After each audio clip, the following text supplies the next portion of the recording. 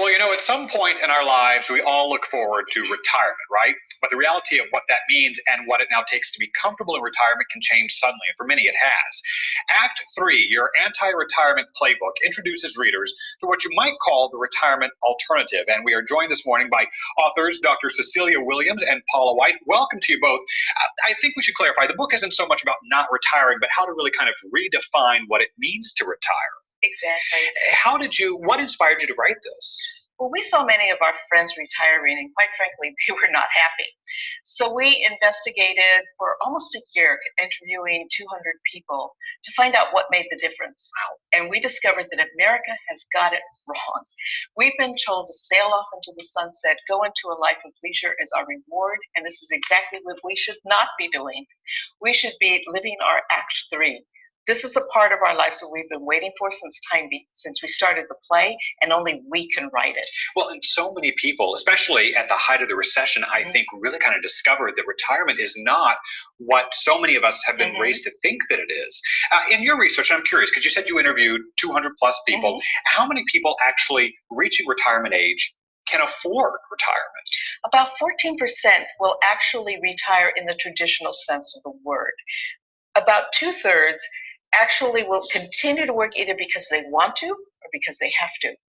So you see, we really have to prepare for it. Well, and that's what you mentioned in the third act. Yes. So that brings us to our third act, which is retirement has to kind of change from what we've kind of thought that it was for so long. How can people do that, Paula? Or Cecilia? Yeah. One thing is to go with the flow. We've been telling people to do that all along, right? Go with the flow.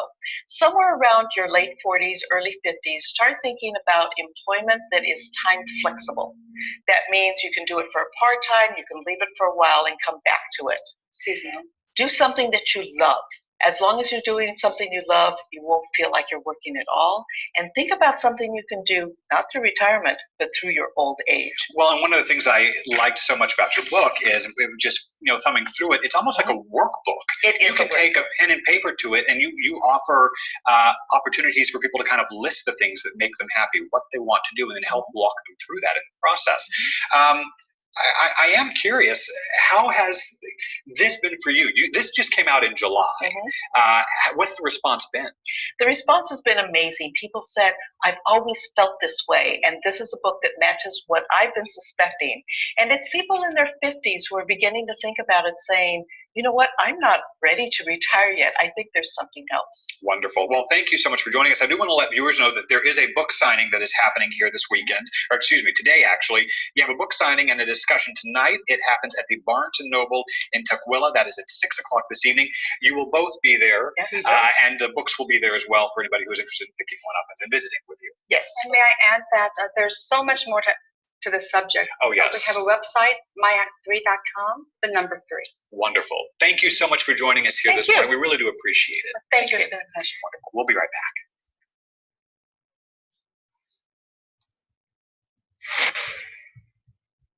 Everyone is talking about Marvel Universe Live. Amazing. One of